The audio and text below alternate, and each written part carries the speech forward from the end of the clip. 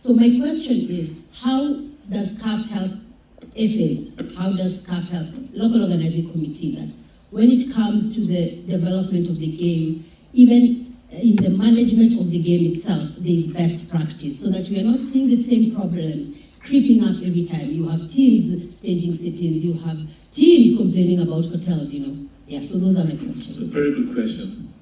And we will always do what we have to. I mean, every nation that's coming here is getting at least 125,000. Everyone will give you 125,000. Never happened from CAF. There's 125,000 for coming. And you win, you get $1 million. We've increased it by 50%. When we came into CAF, there was no prize money. Women's football, and we did it together, all of us. And I come from a culture where they say, you invest in a girl, you invest in a woman, you invest in a society, you invest in a community. I'm not saying don't invest in the boy and the man.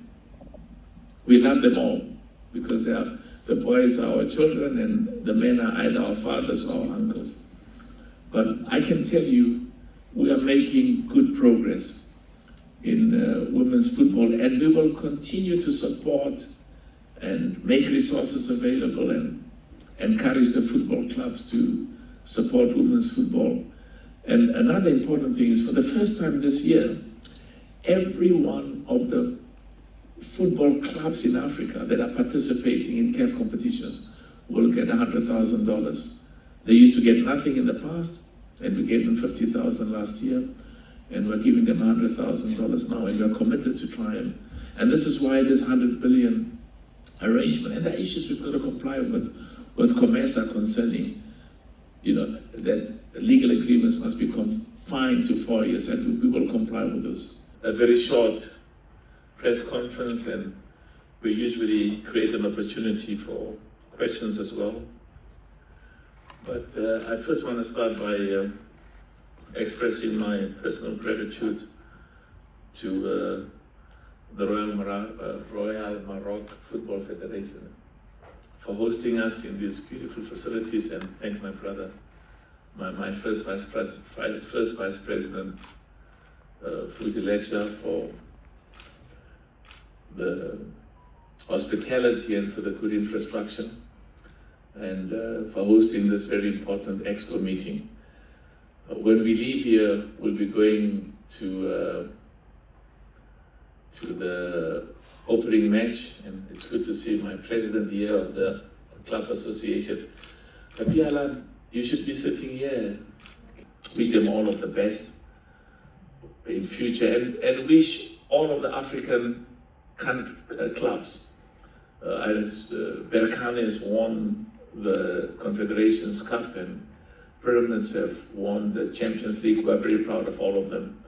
And we are confident that in future, the African clubs at the FIFA Club World Cup will do better, will graduate and qualify out of the group stages and do even better. There's a lot of good progress that's been made, and the identification of a global marketing agency to work with us. We've had a lot of excellent proposals from companies that are, from global marketing agencies that are proposing to work with us. And the aim is very simple. We want all of that money to go to football development in Africa. A huge chunk of that money, we're in the process of discussions, good progress has been made, and we'll make an announcement in due course. But as I said, the aim is to use some of the financial resources, invest in making sure that all of our member associations can contribute to the development and growth of football, and contribute to more investment in youth academies, contribute to more investment and growth of football clubs and national teams in all of our member associations, and also for those countries where they are upgrading their facilities to be at the CAF and FIFA standard. We're happy that that an increase in our resources will contribute towards better infrastructure, better football pitches outside, which is false. The report didn't say anything. In fact, even the allegations, there were issues that were raised there. And the conclusion of the Joint Investigation Committee was they found nothing that was improper. They found nothing had been done that was wrong. And but a recognition is part of the instructions that we gave them was to also specifically identify areas of weaknesses in governments or where we can improve, and they have given us specific proposals. Something very important, the whole of Africa takes so much inspiration and with so much pride of what we have achieved in Morocco, in Qatar. When Morocco went to the semi-finals, for the first time in the history of football in the world, one of our own, our national team from Morocco went to the semi-finals and made the whole of the continent very proud. And I'm confident that we will continue. There are a number of African countries, Morocco and Nigeria, and many, I don't want to mention many names, that Senegal and many others, Cameroon, Egypt, that really makes us proud. And we believe that an African nation will indeed be champions of the world. And the talent is there. One of the biggest benefits of Morocco is the love for football by His Majesty King Mohammed VI, may God assist him, and his support. And we say to many governments and heads of state that they must also partner, and I'm very proud that many countries in Africa where the heads of state and the governments are partnering with football. So we remain confident the standards are improving, and as I said, next year we'll be going to America, and we go to America with a huge amount of enthusiasm. But before America, we are excited about the AFCON that's taking place in Morocco at the end of the year. And that AFCON is going to be the most exciting, the most successful AFCON in the history of the competition in Africa.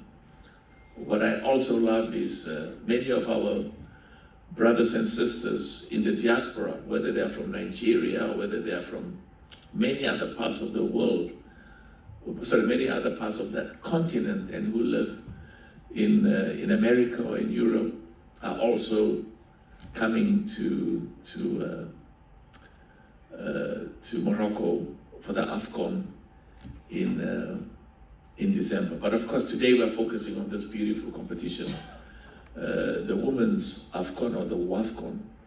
If you look at the performance of the African nations in Australia and in New Zealand, the women from Morocco and various other countries made us proud. And as much as we are confident that